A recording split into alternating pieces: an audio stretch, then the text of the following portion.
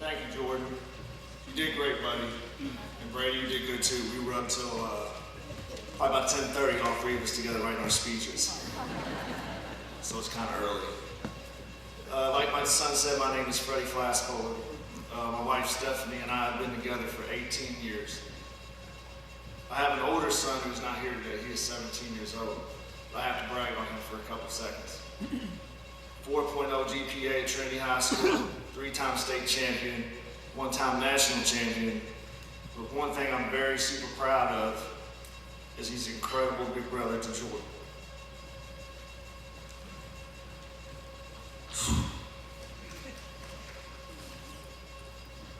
I'm proud of him. Please forgive me, this is tough.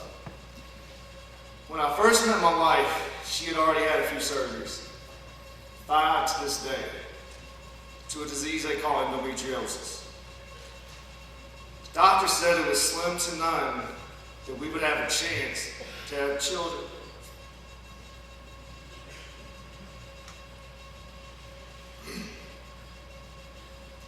Then my oldest came. We thought he was a miracle baby. Well, 8 years later, we came out what my wife calls kid retirement. And Stephanie was pregnant with Jordan. Stephanie went on bed rest at 24 weeks for what they call preterm labor. On August 16, 2001, Jordan was born at 34 weeks. The hospital that night, I sat.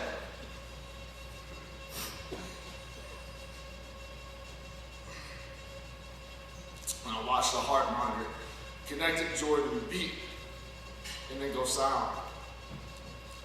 I didn't understand, and I became very worried. The doctor told me, if he comes out screaming, that is a great sign. So I prayed that he would come out screaming. Well, Jordan came out screaming, and we were excited. But I noticed that scream faded, and it went away. I knew something went wrong, but everything is so mixed up at that moment, you just don't know what to do. I'm worried about him and my wife.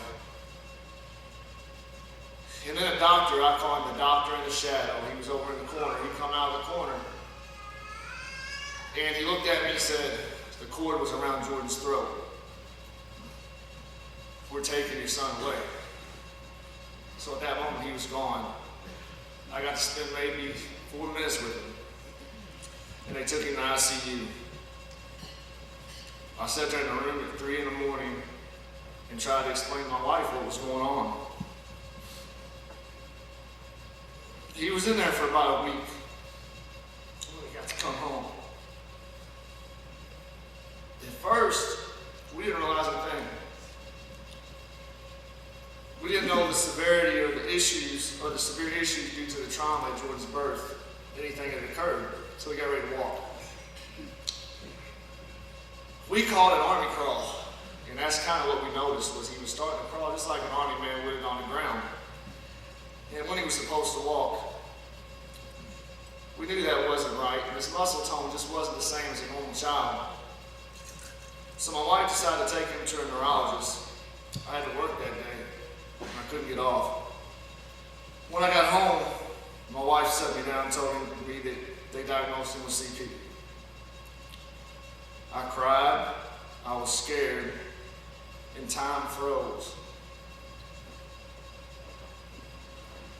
As a parent, you're devastated, worried, trying to truly process all that was just thrown at you. But as we go, my family goes, we immediately asked what the next step was. That was not acceptable to me. It wasn't going to be acceptable. And we aggressively went out for a solution. So Jordan attended Cardinal Hill Therapy. At that time, he received 120 visits a year. Yeah, I said 120 visits a year. That went to 60 visits a year, which was 1 hour of physical therapy and 1 hour occupational therapy a week. That 60 visits now is 18. I fight with the insurance companies every day. And do they have a long fight? But the answer I always would get is he's never going to get better. It's just going to stay the same. And to me, being an athlete and a coach, that was not acceptable. And let me tell you something, boy, they were wrong about him. Then shortly, things came to a shutdown. Cardinal Center's physical therapy came to an end. We had nowhere to turn. We had heard about the Kids Center. So, me and my wife went down there and we met Melinda, Jordan's physical therapist who we met earlier, for the first time. Our family's life has changed since that day. It just felt right. Like this was really supposed to happen. I also learned that insurance wasn't going to be an issue for me. That the Kids Center never turns down a child with needs. When you hear that as a parent for what you go through, it's a relief, it's happiness that you can't imagine and feel. But you just feel like you're not alone anymore. Melinda is our angel sent from heaven. She sits with Jordan's personality just perfect.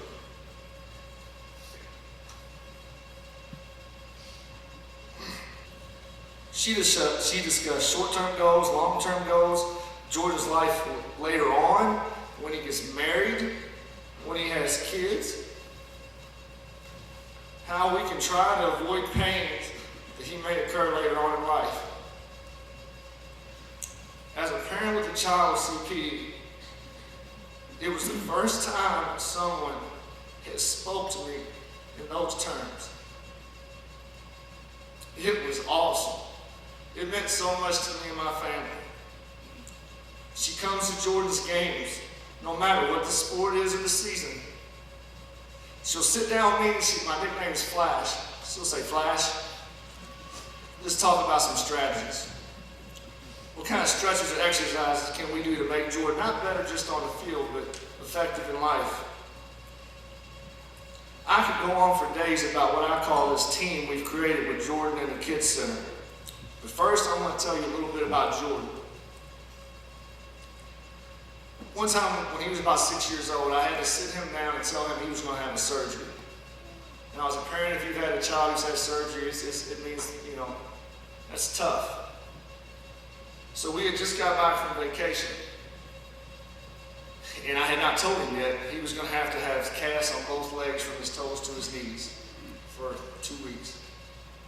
And it was summertime. And I told my wife, I said, let me take him on a car trip.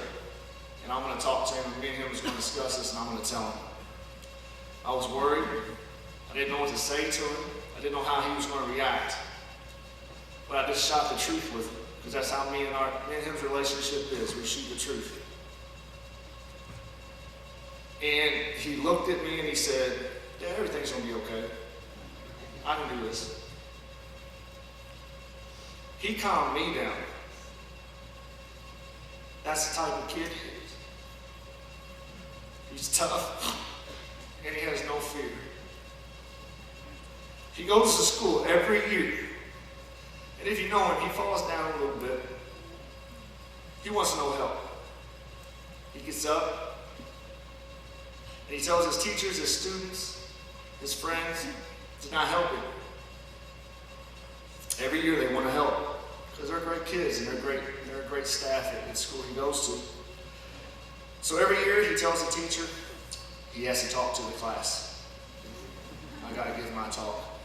He sits in front of the room, and he'll tell them exactly what's going on. And then he'll say, any questions? Then on the trip home, I'll get home from that day of work in the school, and he goes, Dad, I had to give another one of my speeches. He's an independent child, very dependent and very determined. At the Kids Center, Melinda said, you got to join the walk. I said, of course. So 2 years ago, we started this. It was a 2-mile walk. Jordan did the 2 miles independently on his own. He can wear and play sports and go to school without braces. You would notice a little bit, but not much. But when he does the walk, he wears braces on purpose. And he tells me he does it because he wants to show people that anything is possible.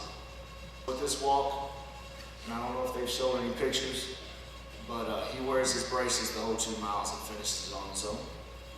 He's my hero.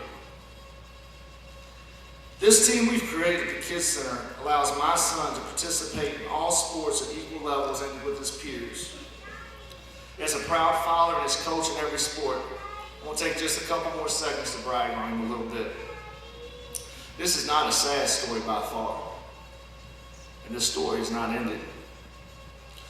Jordan on the football team this year, and I'm going to say equal level sports. He is not playing with any special needs teams at all. This is equal level. He threw for 11 touchdown passes as my quarterback, most on my team. In basketball, he's my best three-point shooter, and he's my best point guard on the basketball team. He'll tell you he's the next John Wall. And he can do the John Wall dance. He's a baseball player, a bowler, a golfer, and most importantly, my coach on the floor.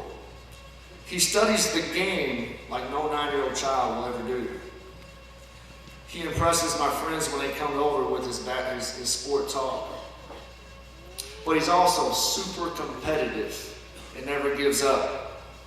My wife says he's just like me, so I tell Jordan that's all my good qualities. All this is due to the Kids Center in Melinda. I appreciate so much on how the Kids Center helps my son Jordan to have a fun-filled life, a quality life, just like me and you. So much so I decided to take a leadership role this year and join a committee for the walk to help start and create teams to be sponsored to raise money for the Kids Center. They have allowed me to start a new family. It's a good friend of mine, you heard us talk this morning, Brady, his mom Kathy, and his brother James. It just goes to show that the Kids Center does so much more for you than just therapy. Before I go, I like to, well, people always ask me, how do you do it day by day? What's your family do to get through? And here's what I tell them. Life never presents problems, only challenges for us to accomplish. We always face adversity head on. And the word handicap is not in our vocabulary.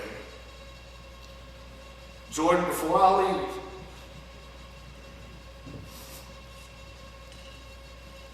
I want to thank you. You brought so much to my life. I'm so proud of you as a dad. I'm proud to be your dad. You're a wonderful son. And J. Joe, you're my best friend too. You touch me each day and every day. I love you. You're my role model. And to the Kids Center, everything you do is appreciated. But you're not just a center to us, you're also our family. Thank you.